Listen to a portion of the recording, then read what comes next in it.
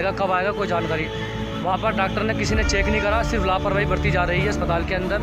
एक बच्चा 5 साल का जिसकी आँख सूज के इतनी मोटी हो गई, इसे कोई ट्रीटमेंट नहीं मिला, 2.5 से 3 घंटे तक वो अस्पताल के अंदर ऐसे ही बैठा रहा और तड़पता रहा। लेकिन इतनी बड़ी लापरवाही अस्पताल में बरती जा रही है।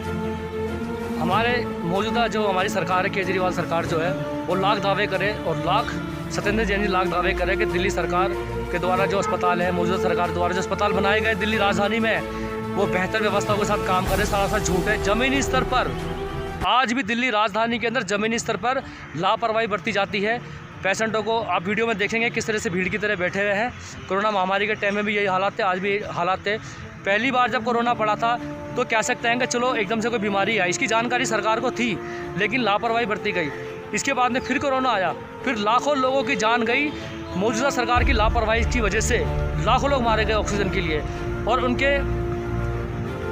उनके मुआवजे के लिए भी राजनीति की जा रही है। सुप्रीम कोर्ट कहती है कि दिल्ली सरकार की मंशा नहीं कि उनको मुआवजा दिया जाए।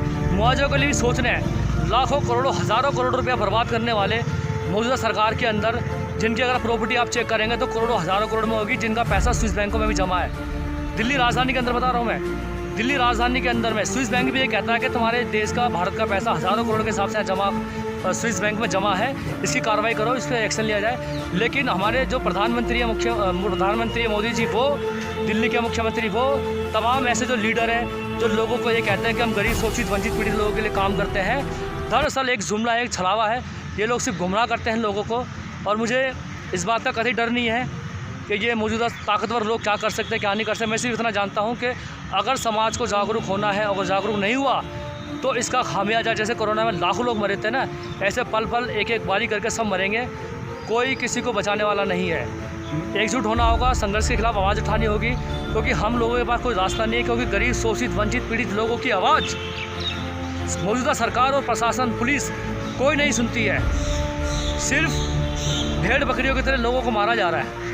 अस्पतालों में लापरवाही पहले भी हो रही थी, आज भी हो रही है। कोई बड़ा एक्शन प्लान नहीं है। सिर्फ राजनीतिक सत्ता पाने के लिए केजरीवाल सरकार ने लोगों को झूठ और बोला गुमराह किया गया है। झूठ बोला गुमराह किया गया है दिल्ली राजधानी के अंदर। आज भी ज़मीनी स्तर पर 100 बंदे पर्ची बनाने के लिए आज भी दिल्ली राजधानी अस्पतालों के अंदर भीड़ लगा के बैठे रहते हैं। कोरोना के नाम पे, कोरोना है तो कहाँ, उनके लिए क्या सेफ्टी है। आज भी अस्पतालों के अंदर ना कोई बैठने की व्यवस्था है, ना पीने के पानी की व्यवस्था है। पानी की व्यवस्था कर दी तो उससे पानी नहीं आ रहा, कम पानी आ रहा है।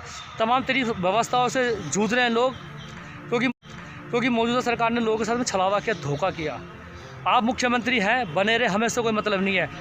इस देश का प्रधानमंत्री, मुख्यमंत्री, कोई भी हमें से कोई मतलब नहीं। हम सिर्फ इतना चाहते हैं कि सामाजिक समस्याओं पर, गरीब, शोषित, वंचित, पीड़ित लोगों की समस्या पर काम क्यों नहीं हो रहा है। हज़ारों करोड़ रुपया इस देश का जो टैक्स के रूप में सरकारों के पास आता है, वो कहाँ जा रहा है। सरकार कहते हैं कि हमने हज़ारों करोड़ का बजट जो है ना, स्वास्थ्य पे, शिक्षा पे, इन चीज़ों पे हमने जो है लगाया है, हम लगा रहे हैं, लेकिन वो कहाँ जा रहा है पैसा, किन की जेबों में जा रहा है। व्यवस्था वैसी की वैसी है, कोई काम नहीं हो रहा दिल्ली राजधानी के अंदर।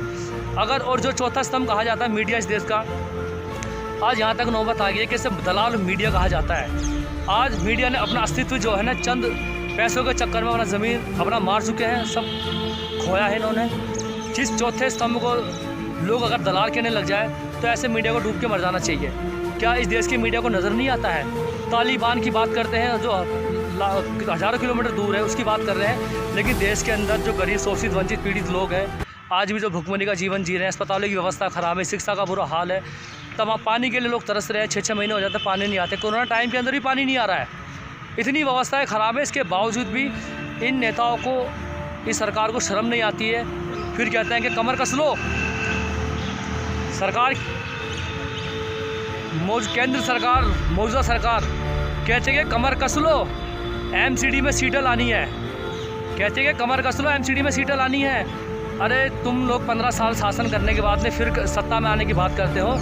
तुम चाहे 10 से 20 साल बाद 20 साल आओ, 30 साल आओ, जब मर्जी, हमें कुछ से मतलब नहीं है। लेकिन जो बेचारे एमसीडी में जितने भी जो समाज काम कर रहा है, उनके मूल और मौलिक अधिकार का हनन हो रहा है। कच्चों से पक्का नहीं किया जा रहा है, सैलरी नहीं मिल रही है, पेंशन नहीं मिल रही है। डूब के मर जाना चाहिए तुम जैसे लोगों को। अरे तुम लोग सत्ता शासन में होने के बावजूद भी जो बेचारे गरीब हैं, जिनकी सैलरियाँ नहीं मिल रही है, अपना घर कैसे चला रहे हैं, पेंशनें नहीं मिल रही है, जिनके हस्बैंड एक्सपायर हो जाते हैं, वो बेचारी लेडीज़ें घरों में, कोठियों वालों के घरों में जाके मोहल्ला झाड़ू पोछा बर्तन कर रही है। इतने दुख और तकलीफ़ों में जीवन यापन कर रहे हैं और मौजूदा सरकार कहती है कि कमर कस लो, हमें सत्ता में आना है। डूब के मर जाना चाहिए तुम लोगों को। जाकर देखो घरों में जिनके हस्बैंड मर जाते हैं, जिनके घर में सैलरियाँ नहीं आती, वो किस तरह अपना जीवन यापन कर रहे हैं। इतना कुछ हो रहा है दिल्ली राजधानी के अंदर, लेकिन कहते हैं कमर कस लो, सत्ता में आना है।